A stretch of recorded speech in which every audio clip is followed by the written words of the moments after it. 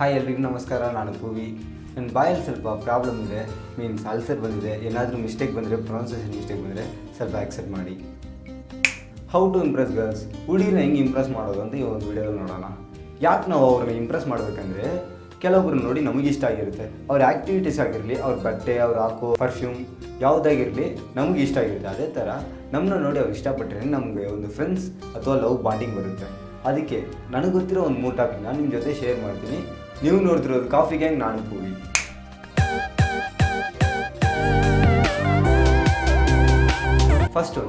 First ಇಂಪ್ರೆಷನ್ಲೇ ಹೆಂಗೆ Impress ಮಾಡೋದು.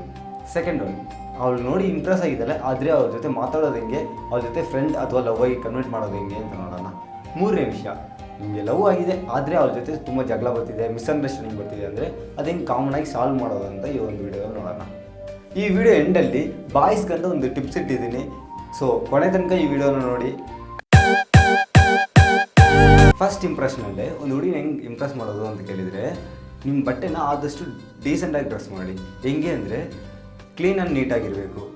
ತಳ್ಳಗಿದ್ರೆ ತುಂಬ ಟೈಟಾಗಿ ಡ್ರೆಸ್ ಮಾಡೋಕ್ಕೆ ಹೋಗಬೇಡಿ, ಅದು ನೋಡೋಕ್ಕೆ ಚೆನ್ನಾಗಿರೋದಿಲ್ಲ. ಅದೇ ಥರ ಆದಷ್ಟು ಶೂನ ಮೇಂಟೈನ್ ಮಾಡಿ, ಅದು ನೋಡೋಕ್ಕೆ ಗುಡ್ ಲುಕ್ ಕೊಡುತ್ತೆ. ಸೆಕೆಂಡ್ ಒಂದು ಹುಡುಗಿ ನೋಡೋಕ್ಕೆ ಚೆನ್ನಾಗಿದ್ದರೆ ಹೋಗಿ ಹೇಳಿ, ಪರವಾಗಿಲ್ಲ, ಅದರಿಂದ ನಿಮ್ಮ ಮೇಲೆ ಒಂದು ಅಟ್ರಾಕ್ಷನ್ ಬರುತ್ತೆ. ಅದಕ್ಕಂತ ಅವ್ಳು ಚೆನ್ನಾಗಿದ್ದಾಗ ಹೋಗಿ ಹೇಳಕ್ಕೆ ಹೋಗಬೇಡಿ. ಯಾಕಂದರೆ ಅವಾಗ ಎಲ್ಲರೂ ಬಡ್ಡೆ ವಿಸ್ತಾರ, ಎಲ್ಲರೂ ಎಲ್ಲಿರ್ತಾರೆ, ನೀನು ನೋಡೋಕ್ಕೆ ಚೆನ್ನಾಗಿದೆಯಾ ಅಂತ ಅವ್ರಿಗೆ ಹೋಗಿ ಹೇಳಿದರೆ ಅದು ನೀವು ಸಪ್ರೇಟಾಗಿ ಕಾಣೋದಿಲ್ಲ. ಸೊ ಆದಷ್ಟು ನಾರ್ಮಲಾಗಿರೋ ಟೈಮಲ್ಲಿ ನೋಡೋಕ್ಕೆ ಚೆನ್ನಾಗಿದ್ದೀರಾ ಅಂತ ಹೇಳಿದರೆ ಅದರಿಂದ ನಿಮ್ಮ ಮೇಲೆ ಅವ್ಳಿಗೊಂದು ಅಟ್ರಾಕ್ಷನ್ ಬರುತ್ತೆ. 3ನೇ ವಿಷಯ, ಒಬ್ಬಳನ್ನ ನೋಡಿದ್ವಿ, ಮಾತಾಡ್ಸಿದ್ವಿ, ಮತ್ತು ಅವಳ ನಂಬರ್ ಹೆಂಗೆ ತೊಗೊಳ್ಳೋದು ಅಂತ ಕೇಳಿದರೆ, ನೀವು ಡೈರೆಕ್ಟಾಗಿ ಹೋಗಿ ಡೀಸೆಂಟಾಗಿ ಅವ್ಳ ಹತ್ರ ನಾವು ನಂಬರ್ ಕೇಳಿದ್ರೇ ಅವ್ಳು ಕೊಟ್ಟಿರ್ತಾಳೆ. ನಾವು ಅನ್ಡೀಸೆಂಟಾಗಿ ಅವ್ಳ ಫ್ರೆಂಡ್ಸ್ ಹತ್ರ ತೊಗೊಳ್ಳೋದು ಮತ್ತು ಬೇರೆ ಎಲ್ಲಾದ್ರೂ ಕಲೆಕ್ಟ್ ಮಾಡೋದು, ಆ ಥರ ಕೆಲಸ ಮಾಡೋಕ್ಕೆ ಹೋದರೆ ಮತ್ತು ನಿಮ್ಮ ಮೇಲೆ ಒಂದು ಬ್ಯಾಡ್ ಥಾಟ್ ಬರುತ್ತೆ, ಇರೋ ಥಾಟ್ನು ಹಾಳಾಗ್ಬಿಡುತ್ತೆ. ಸೊ ಆ ಥರ ಟ್ರೈ ಮಾಡೋಕ್ಕೆ ಹೋಗಬೇಡಿ. ಡೀಸೆಂಟಾಗಿ ನೀವು ಹೋಗಿ ಕೇಳಿ, ಅವಳೇ ನಂಬರ್ ಕೊಡ್ತಾಳೆ. 4th ಒನ್, ನಂಬರ್ ತೊಗೊಂಡಿದ್ವಿ ಮತ್ತು ಏನಂತ ಮೆಸೇಜ್ ಮಾಡೋದು ಅಂತ ಕೇಳಿದರೆ, ಹಾಯ್ ಅಂತ ಒಂದು ಮೆಸೇಜ್ ಮಾಡಿ. ರಿಪ್ಲೈ ಬಂದಿಲ್ವಾ, ವೆಯ್ಟ್ ಮಾಡಿ, ನೋ ಪ್ರಾಬ್ಲಮ್. ಒಂದು 2-3 ಡೇಸ್ ಆದರೂ ಪರವಾಗಿಲ್ಲ, ವೆಯ್ಟ್ ಮಾಡಿ. ಸುಮ್ಮನೆ ಡೈಲಿ ಹಾಯ್ ಅಂತ ಮೆಸೇಜ್ ಮಾಡೋದು, ಆ ಥರ ಮಾಡೋಕ್ಕೆ ಹೋಗ್ಬೇಡಿ. ಅವಳು ರಿಪ್ಲೈ ಮಾಡಿದ್ದಾಳೆ, ಮತ್ತೆ ಅವಳು ರಿಪ್ಲೈ ಮಾಡ್ತಿದ್ದಾಳೆ ಅನ್ಕೊಬಿಟ್ಟು ಮತ್ತೆ ರಿಪ್ಲೈ ಮಾಡಬೇಡಿ. ಯಾಕಂದರೆ ಅದು ಮತ್ತೆ ಒಂದು ಬೋರ್ ಆಗಿಬಿಡ್ತೀರಾ ನೀವು. ಸೊ ಒಂದು 5 ಮಿನಿಟ್ಸ್ ಆದಮೇಲೆ ಬಾಯ್ ಅಂತ ನೀವೇ ಮೆಸೇಜ್ ಮಾಡಿ. ಯಾಕಂದರೆ ಬಾಯ್ ಅಂತ ಮೆಸೇಜ್ ಮಾಡಿದರೆ ನಿಮಗೂ ಒಂದು ಕೆಲಸ ಇರುತ್ತೆ ಅಂತ ಅವಳು ಅಂಡರ್ಸ್ಟ್ಯಾಂಡ್ ಮಾಡ್ಕೊಂಡು ಇನ್ನೂ ಸ್ವಲ್ಪ ಬಾಂಡಿಂಗ್ ಸ್ಟ್ರಾಂಗ್ ಆಗ್ಬೋದ್ಬಿಟ್ಟು ಲೂಸ್ ಆಗಲ್ಲ. ಒಬ್ಬಳನ್ನ ನಾನು ಇಂಪ್ರೆಸ್ ಮಾಡಿದ್ದೀನಿ, ಅವ್ಳ ಜೊತೆ ಫ್ರೆಂಡ್ ಆಗಿದ್ದೀನಿ, ಆದರೆ ಅವ್ಳಿಗೆ 5 ಫ್ರೆಂಡ್ಸ್ ಇದ್ದಾರೆ, ಅದರಲ್ಲಿ ನಾನು ಒಬ್ಬ. ಅವ್ಳ ಜೊತೆ ಇನ್ನೂ ಸ್ವಲ್ಪ ಕ್ಲೋಸ್ ಆಗಬೇಕು ಅಂದರೆ ನೀವು ಏನು ಮಾಡಬೇಕಂದ್ರೆ, ಫಸ್ಟ್ ಒನ್, ಅವ್ಳು ನಿದ್ದೆ ಮಾಡೋಕ್ಕಿಂತ ಒಂದು 5-6 ಮಿನಿಟ್ಸ್ ಮುಂಚೆ ನೀವು ಕಾಲ್ ಮಾಡಬೇಕು. ಕಾಲ್ ಮಾಡಿ ಒಂದು 5 ಮಿನಿಟ್ಸ್ ಮಾತಾಡಿ ನೀವು ಕಟ್ ಮಾಡಿದರೆ ಮತ್ತು ಅವಳು ನಿದ್ದೆ ಮಾಡಬೇಕಾದ್ರೂ ಥಿಂಕ್ ಮಾಡ್ಕೊಂಡಿರ್ತಾಳೆ. ಹೆಂಗೆ ಅಂದರೆ, ನಾವು ಮಾರ್ನಿಂಗ್ ಒಂದು ಸಾಂಗ್ ಕೇಳಿರ್ತೀವಿ ಮತ್ತು ಆಫೀಸ್ ಹೋದ್ಮೇಲೆ ಅದೇ ಸಾಂಗ್ ನಮ್ಮ ಮೈಂಡಲ್ಲಿ ರಿಪೀಟೆಡ್ ಆಗಿ ಬರ್ತಾನೇ ಇರುತ್ತೆ. ಅದೇ ಥರ ಅವಳು 8 ಅವರ್ಸ್ ನಿದ್ದೆ ಮಾಡ್ತಾಳೆ ಅಂದರೆ 8 ಅವರ್ಸ್ಲಿ ಅಟ್ಲೀಸ್ಟ್ ಒಂದು 6 ಅವರ್ಸ್ ಆದರೂ ನಿಮ್ಮ ಬಗ್ಗೆನೇ ಥಿಂಕ್ ಮಾಡ್ಕೊಂಡಿರ್ತಾಳೆ. ನೀವು ಅವಳು ನಿದ್ದೆ ಮಾಡೋಕ್ಕಿಂತ ಮುಂಚೆ ಕಾಲ್ ಮಾಡಬೇಕು, ಅನ್ನೊಂದು ಟೈಮಲ್ಲಿ ಕಾಲ್ ಮಾಡಿ ಡಿಸ್ಟರ್ಬ್ ಮಾಡೋಕ್ಕೆ ಹೋಗಬೇಡಿ.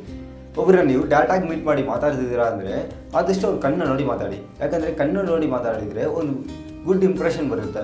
ಒಂದು ಡ್ರಾಯಿಂಗ್ನ ಇಟ್ಬಿಟ್ಟು ನೀವು ರೂಮಲ್ಲಿ ಎಲ್ಲಿ ನಿಂತಿದ್ರೇನೋ ಆ ಡ್ರಾಯಿಂಗ್ ನಿಮ್ಮನ್ನೇ ನೋಡೋ ಥರ ಒಂದು ಫೀಲ್ ಇರುತ್ತೆ. ಅದೇ ಥರ ಒಂದು ಹುಡುಗಿ ನೀವು ಎಲ್ಲಿ ನೋಡಿ ಮಾತಾಡಿದ್ರೇನೋ ಅವರು ಬ್ಯಾಡ್ ಥಾಟೇ ಬರೋದು, ಮೀನ್ಸ್ ಎಲ್ಲೋ ನೋಡ್ತಿದ್ದಾನೆ ಇವನು ಅಂತ ಬ್ಯಾಡ್ ಥಾಟೇ ಬರೋದು. ಸೊ ಆದಷ್ಟು ನೀವು ಅವ್ರ ಕಣ್ಣು ನೋಡಿ ಮಾತಾಡೋಕ್ಕೆ ಟ್ರೈ ಮಾಡಿ. ನೆಕ್ಸ್ಟ್ ಒಬ್ರಿಗೆ ಹೆಂಗೆ ಪ್ರಪೋಸ್ ಮಾಡೋದು, ಇಲ್ಲ ಯಾವ ಪ್ಲೇಸಲ್ಲಿ ಪ್ರಪೋಸ್ ಮಾಡೋದು ಅಂತ ಕೇಳಿದರೆ, ಯಾವಾಗಲೂ ಒಂದು ಐಫೋನ್ ಅಥವಾ ಒಂದು ಕಾಸ್ಟ್ಲಿ ಗಿಫ್ಟ್ ಕೊಟ್ಟು ಪ್ರಪೋಸ್ ಮಾಡೋಕ್ಕೆ ಹೋಗಬೇಡಿ. ಯಾಕಂದರೆ ಆ ಗಿಫ್ಟ್ಗೋಸ್ಕರ ಅವರು ಓಕೆ ಆಕ್ಸೆಪ್ಟ್ ಮಾಡಿರ್ತಾರೆ. ಕೆಲವೊಂದು ಟೈಮ್ ಹೋದ್ಮೇಲೆ ನಿಮ್ಗೊಂದು ಬ್ಯಾಡ್ ಥಾಟ್ ಬರುತ್ತೆ. ಏನಂತಂದರೆ, ಈ ಗಿಫ್ಟ್ಗೋಸ್ಕರ ಅವ್ರು ಆಕ್ಸೆಪ್ಟ್ ಮಾಡಿರ್ಬೋದಾ ಅಂತ. ಯಾವಾಗ ಕಾಸ್ಟ್ಲಿ ಗಿಫ್ಟ್ನ ಮಾಡಬೇಡಿ, ಒಂದು ಫ್ಲೇವರ್ ಅದು ಕೊಟ್ಟು ಪ್ರಪೋಸ್ ಮಾಡಿ. ಒಬ್ಬರಿಗೆ ನೀವು ಪ್ರಪೋಸ್ ಮಾಡೋಕ್ಕೆ ಯಾವ ಪ್ಲೇಸ್ ನೀವು ಸೆಲೆಕ್ಟ್ ಮಾಡಬೇಕು ಅಂದರೆ, ಆದಷ್ಟು ಒಂದು ಪಾರ್ಕ್ ಅಥವಾ ಒಂದು ದೇವಸ್ಥಾನ ನೀವು ಫಿಕ್ಸ್ ಮಾಡಿ. ಯಾಕಂತಂದರೆ ಪಾರ್ಕಲ್ಲಿ ನೀವು ನಡ್ಕೊಂಡು ಹೋಗ್ತಿದ್ದೀರಾ ಅಂದರೆ 10 ಲವರ್ಸ್ ಆದರೂ ನೀವು ಕ್ರಾಸ್ ಆಗ್ತೀರಾ. ಸೊ ಅವಾಗ ಅವ್ರಿಗೂ ಒಂದು ಥಿಂಕಿಂಗ್ ಬರುತ್ತೆ, ಅವ್ರು ನೋಡಿ ನಾವು ಲವ್ ಮಾಡಬೇಕು ಅಂತ. ಅವ್ರು ನೀವು ಪ್ರಪೋಸ್ ಮಾಡಿದರೆ ಆಕ್ಸೆಪ್ಟ್ ಮಾಡೋಕ್ಕೆ ತುಂಬ ಚಾನ್ಸಸ್ ಇರುತ್ತೆ. ದೇವಸ್ಥಾನಕ್ಕೆ ಹೋದರೆ ಯಾರ ಜೊತೆ ನೀವು ಹೋಗ್ತಿರೋ ಅವ್ರ ಜೊತೆ ಇವನೇ ನಮ್ಮ ಲೈಫ್ ಪಾರ್ಟ್ನರ್ ಅಥವಾ ಇವಳೇ ನಮ್ಮ ಲೈಫ್ ಪಾರ್ಟ್ನರ್ ಅಂತ ಒಂದು ಥಿಂಕಿಂಗ್ ಬರುತ್ತೆ. ಸೊ ನೀವು ಅವಾಗ ಪ್ರಪೋಸ್ ಮಾಡಿದರೆ ಅವ್ರು ಆಕ್ಸೆಪ್ಟ್ ಮಾಡ್ಬೋದು. ಸೊ ಇದು 2 ಪ್ಲೇಸಲ್ಲಿ ನೀವು ಆದಷ್ಟು ಟ್ರೈ ಮಾಡಿ. ಲಾಸ್ಟ್ ಒನ್, ನೀವು ಕಮಿಟ್ ಆಗಿದ್ದೀರಾ ಆದರೆ ನಿಮ್ಮ ಲವರ್ ಜೊತೆ ಸ್ವಲ್ಪ ಜಗಳ ಬರ್ತಿದೆ ಅಂದರೆ, ಜಗಳ ಮಾಡಬೇಕಾದ್ರೆ ಒಂದು 5-6 ಟಿಪ್ಸ್ನ ನೀವು ಫಾಲೋ ಮಾಡಿದರೆ ಅವ್ರ ಜೊತೆ ಬರೋ ಜಗಳನ ಹಂಗೆ ಅವಾಯ್ಡ್ ಮಾಡ್ಬೋದು. ಏನಂತಂದರೆ, ಫಸ್ಟ್ ಒನ್, ಸುಮ್ಮನೆ ಐ ಲವ್ ಯು ಅನ್ನೋಕ್ಕೆ ಹೋಗಬೇಡಿ. ಯಾಕಂದರೆ ಸುಮ್ಮನೆ hi I love you bye I love you ಅಂತ ಅದನ್ನೇ ಹೇಳ್ತಿದ್ರೆ ಅವ್ರಿಗೊಂದು ಇರಿಟೇಟ್ ಆಗುತ್ತೆ. ನಮಗೊಂದು ಲಾಕ್ ಮಾಡಿಟ್ಟಿದ್ದಾನೆ ಅವನು ಅನ್ನೋ ಒಂದು ಥಿಂಕಿಂಗ್ ಬರುತ್ತೆ. ಒನ್ ಡೇಗೆ 1 or 2 ಟೈಮ್ಸ್ ಯೂಸ್ ಮಾಡಿ. ಜಗಳ ಬಂತು ಅವ್ರನ್ನ ಹೆಂಗೆ ರಿಲ್ಯಾಕ್ಸ್ ಮಾಡೋದು ಅಂತ ಗೊತ್ತಾಗ್ತಿಲ್ಲ ಅಂದರೆ ಇಲ್ಲಿ ಕಿಸ್ ಮಾಡಿ. ಯಾಕಂದರೆ ಚಾನ್ಸ್ ಸಿಕ್ಕಿದೆ ಅಂತ ಎಲ್ಲೆಲ್ಲೋ ಕಿಸ್ ಮಾಡೋಕೆ ಹೋದರೆ ಅವ್ರಿಗೊಂದು ಬ್ಯಾಡ್ ಟಾಕ್ ಬರುತ್ತೆ. ಸೊ ಇಲ್ಲಿ ಕಿಸ್ ಮಾಡಿದರೆ ನನ್ನ ಮನಸ್ಸನ್ನು ನಿನ್ಗೆ ಕೊಡ್ತೀನಿ ಅನ್ನೋ ಒಂದು ಫೀಲ್ ಬರುತ್ತೆ. ಹಂಗಾಗಿ ಅವ್ರಿಗೇನೋ ಅವಾಯ್ಡ್ ಮಾಡಲ್ಲ. ಲಾಸ್ಟ್ ಒಂದು ಟಿಪ್ಸ್ ಏನಂದರೆ ಇದೆಲ್ಲ ಫಾಲೋ ಮಾಡಿ ನೀವು ಲವ್ ಮಾಡಬೇಕಂತ ಒಂದು ಥಿಂಕ್ ಮಾಡಿ. ಯಾಕಂತಂದರೆ ಯಾವಾಗಲೂ ಮನಸ್ಸಿಂದ ಮನಸ್ಸು ಮಾತಾಡಿ ಲವ್ ಮಾಡೋದು ಇದು. ಸುಮ್ಮನೆ ಇಂಗ್ಲೀಷ್ ಲವ್ ಮಾಡೋಕೆ ಹೋಗಬೇಡಿ. ಇವಳನ್ನ ನಾವು ಲವ್ ಮಾಡೋಕ್ಕೆ ಕರೆಕ್ಟ್ ಆಗಿದಲ್ಲ ಅಂತ ಥಿಂಕ್ ಮಾಡಬೇಡಿ. ಇವಳು ನಮ್ಮ ಲೈಫಿಗೆ ಸೂಟ್ ಆಗ್ತಲ್ಲ ಅಂತ ಥಿಂಕ್ ಮಾಡಿ. ನೀವು ಇಲ್ಲಿಂದ ಥಿಂಕ್ ಮಾಡಿ ಲವ್ ಮಾಡಬೇಡಿ, ಇಲ್ಲಿಂದ ಥಿಂಕ್ ಮಾಡಿ ಲವ್ ಮಾಡಿ. ಎನಿವೆ ಈ ಒಂದು ವಿಡಿಯೋ ನಿಮ್ಗೆ ಇಷ್ಟ ಆದರೆ ನೀವು ಲೈಕ್ ಮಾಡಿ. ನಿಮಗೆ ಬೇರೆ ಏನಾದರೂ ಟಾಪಿಕ್ ಬಗ್ಗೆ ಮಾತಾಡಬೇಕಾದ್ರೆ ಕಮೆಂಟ್ ಮಾಡಿ. ಎನಿವೆ ಬಾಯ್ ಬಾಯ್.